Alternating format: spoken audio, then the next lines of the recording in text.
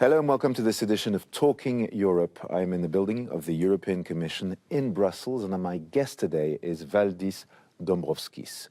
Hello, welcome to the program. You are the EU Commissioner for Economy, Productivity, Implementation and Simplification, and you are from Latvia. You are actually the former Prime Minister of Latvia. Thank you for being on the show and welcome. Good afternoon. So first, I'd like to ask you about the situation of the French debt. As you know, France's deficit is around 5.4%, and that, of course, means it is not meeting the criteria for the Stability Pact here in the EU. How do you think this is affecting the European Union?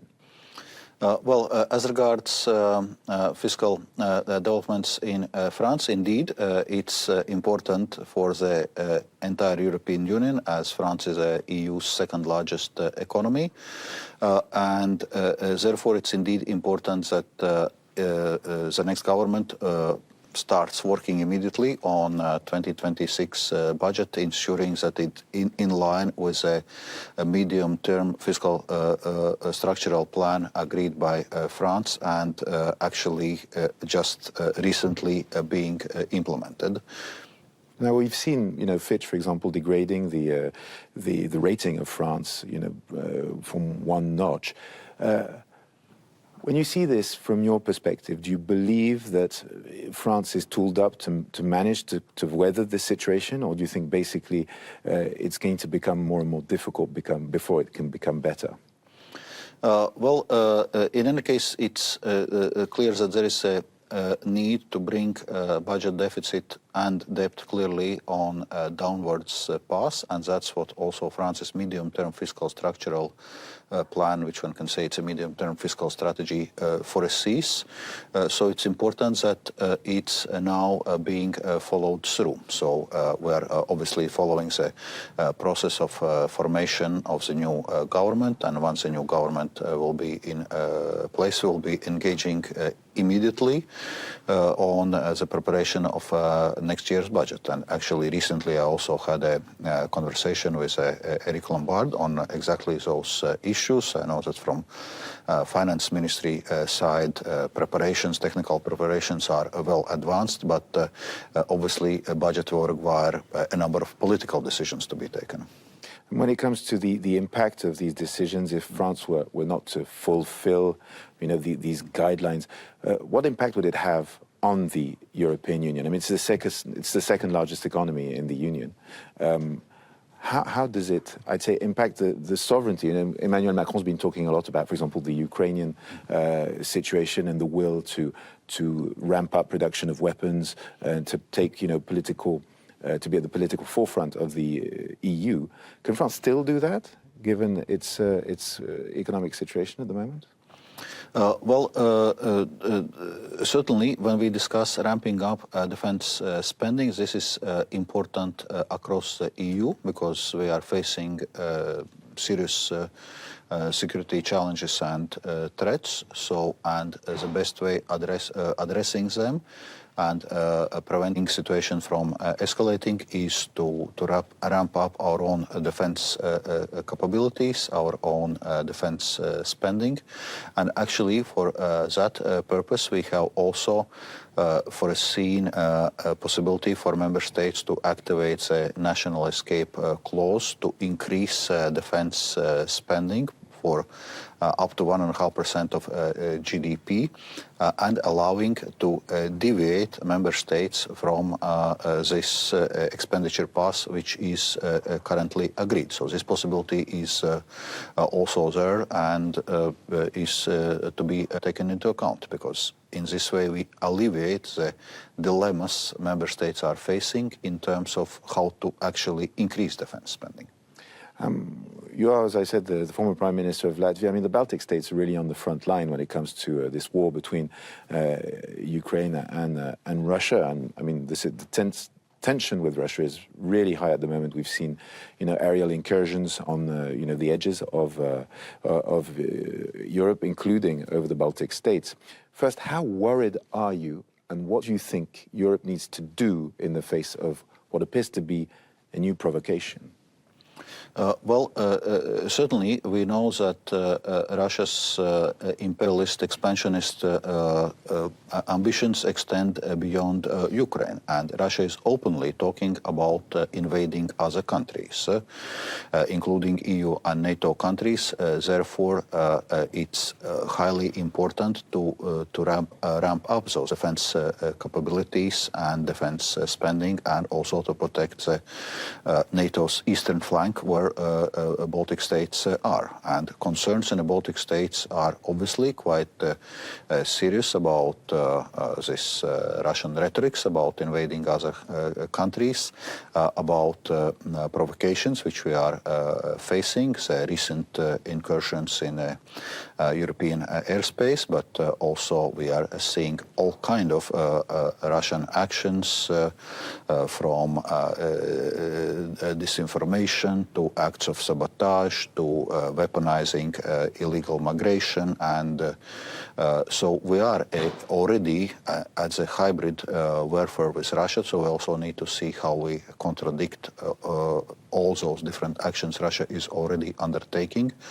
And that's obviously Baltic states are small countries, and the question of European solidarity is very important, and that's why European Commission and President von der Leyen recently came up with this initiative also on the eastern flank watch to ensure that countries on the eastern flank of the EU has all necessary capacities to monitor the developments and movements from the Russian side, and also setting up this wall of drones project, providing also those states with intercepting capacities in case of such kind of incursions. When you talk about a wall of drones, can you just explain to us what that would look like? I mean, does that mean just drones that are ready to take off to intercept anything that comes into EU airspace, for example? Exactly. That's a basic idea, to have the both capacity to detect the movements and, if necessary, also to intercept Russian drones, because unfortunately we had seen Russian drones incursions previously, maybe by one drone in different countries, but recently what we saw in Poland was already quite a massive incursion, and that clearly cannot be a mistake. It's just Russia testing the NATO responses and seeing whether it can go further in its provocations. We saw, earlier on the EU making some pretty strong statements, including, for example, wanting to spend $800 billion on defense. You're in charge of industry and the economy. Is the EU today really ramping up its capacities? Are we still, because obviously we're going to have to somehow manage to be more self-reliant in the face of the situation of the United States. Are we currently really doing that work properly, in your view? Is what Europe's doing to defend itself against this potential Russian aggression, direct aggression on the EU, are we up to the task, to the challenge? EU is certainly ramping up also defense industry, defense production, and indeed this initiative Rearm EU, Readiness 2030 initiative, is there to help member states to increase both defense spending, but also to increase defense industry and defense production. And it's something which is already happening, but it's important that we are sustaining and actually accelerating it. Because what we see on the other side, Russia has already turned its economy as a war economy. It has ramped very substantially its military production. It is ramping up also its troop numbers. So the question is where all those troops and all this military equipment will go, and to deter Russia from incursions into the EU territory. Obviously, it's important that we have a clear and strong signal from our side, and a clear capacity to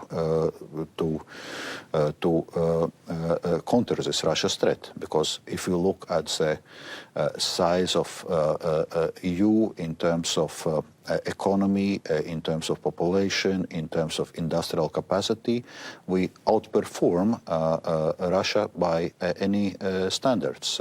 Russia is economy size of Spain and Portugal combined, so way below the EU.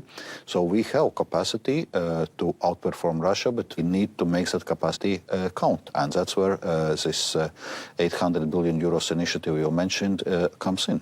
We heard Donald Trump at the UN General Assembly talking about how he considers, for example, that the energy mix of Europe is inappropriate.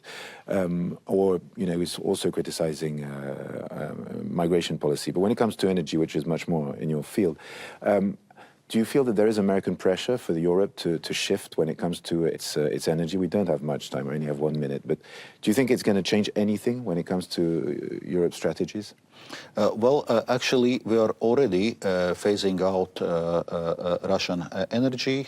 We have prohibited coal imports. We moved away from Russian gas. Right now, with the 19th sanctions package, we are prohibiting also Russian LNG imports.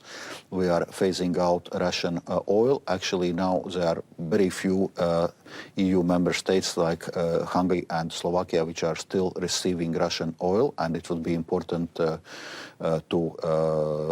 phase it out as well. And we know that President Trump has passed relevant messages also to, say, Hungarian leadership. So, and it's also part of our Repower EU strategy to actually completely phase out and move away from Russian fossil fuels.